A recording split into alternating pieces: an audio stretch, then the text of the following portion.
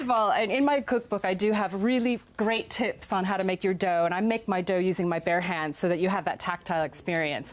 And I'm just going to show you really quickly how to roll it. And I use plenty of flour, and then flatten my dough and use like flour on your hands to make little mittens. I know you already know how to make pie. No, I was so curious because a lot of people are you know, when they're afraid to use too much flour because they're afraid of the gluten and they'll make the pie crust tough. No, what makes the dough tough is overworking it in the initial stages. Okay. So I like to leave big chunks of butter. I use half butter, half shortening.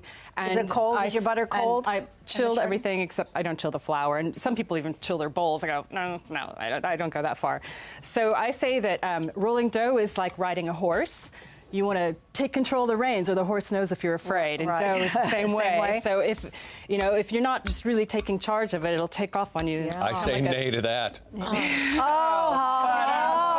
okay. All right. Duly in there, fast on the button. Now, do you have to ride your horse around the arena there? That's your horseback ride. Do you want to use this?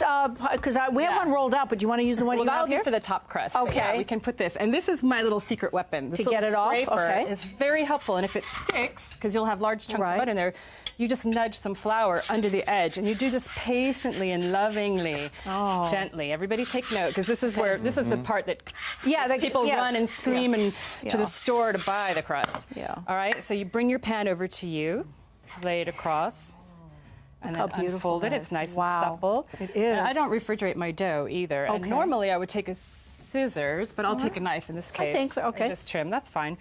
Sometimes I'll use my hands as a human cutting board here, which is not a good idea. So now, most people will refrigerate it, but you're saying they don't have to. You know, you don't. And I always say the pioneers made pie, right? Yeah, that's right. And they didn't have refrigerators. Not good like this. Okay. They didn't have ice. They didn't have, That's why they're called pioneers. I can't help it. They're coming to me. How long have you had to work with us? 2 years. 2 years. I've been working with them. I don't hear him anymore. All right. Okay. This shaker lemon.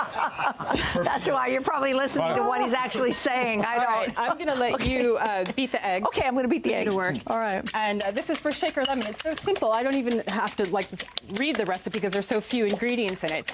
You slice the lemons paper thin, and you soak them in sugar. 2 lemons and 2 cups of sugar overnight. Okay. And the recipe is called Meyer lemons, and you're here in California. You guys could just go out to the backyard and pick them off the tree. Not so easy to do that in Iowa. And you just put a little bit of flour in it. I'll just grab it from here. This is my measuring spoon. It's called my hand. 3 tablespoons. 3 tablespoons. Okay. So just mix that in, more or less. All right. All right. That's how I bake. That's why I say if I can make pie, I'm going to make pie because I don't even measure. All right, so mix that up really with that. Okay. And then we'll add the sugar and the lemons. Now, see, the thing is, you use the rind and the pulp and everything. So it's vitamin C, right? It's good for you. Wow. And if you serve it cold, it's like lemonade. It's like a frozen lemonade.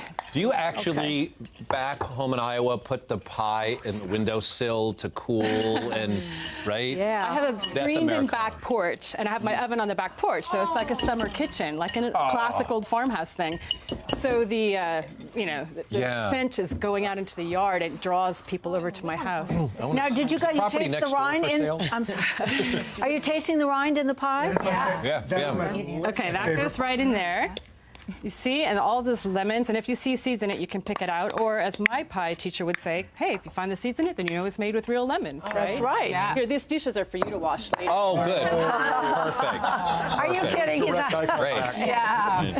Okay. Good, as long as I get more pie, I'll do whatever it takes. Here's our top crust. Quick question, though. What happens to the rinds? Does the sugar, when they...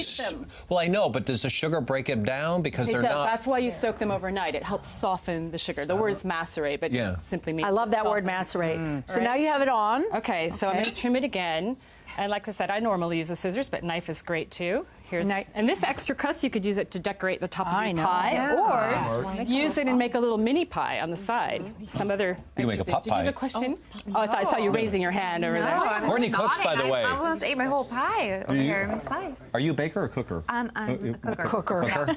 I've never baked anything. So it's a whole separate thing. You need to learn how to make pie. It worked for my mom. Okay, so quickly, I'm going to show you.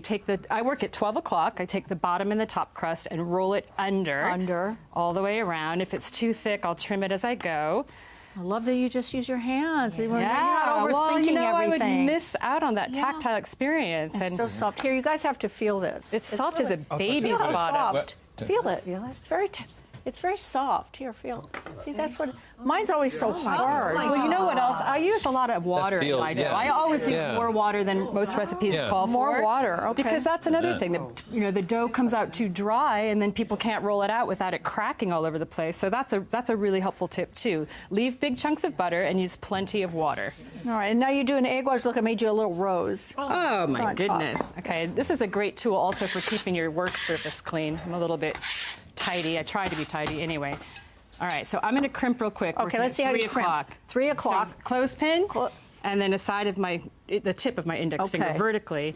And then I'm just going to rotate the dish as I go. See how fast this is? And this doesn't pinch, it doesn't move, it's just a placeholder. Right. Dun, dun, dun, I've always wanted to learn how to, look how pretty that turns All right, out. and then we're going to brush it with egg, just one beaten egg, very simple. Okay. And you want to make sure you don't have anything hanging underneath because that'll fall off in the oven. And then brush it. how And then the pretty that is, last you thing you're going to guys. do is put the vent holes in it because the egg wash will actually seal the vent holes shut. Now, why do you put vent holes in it? Because when the fruit filling bubbles, then it's going to try to push the crust up. Okay. Wonderful. All right, so then we're going to, do you need something to put the vent, the vents in? Well, you guys do that. I want to mention our Pinterest page is where we're going to park all of this recipe information for you. It'll be waiting there. Special treat, by the way, for our viewers. You can win your own copy of Beth's cookbook when you retweet our tweet with the hashtag Ms. American Pie on our Twitter page at Home and Family TV. And the winner, by the way, randomly selected by our computers. And then you can go buy your own if you want. That's available at theworldneedsmorepie.com. I couldn't agree more. And so you're going to bake that in the oven and then put it in, cool it, and then put it in the refrigerator till it's nice and chilled.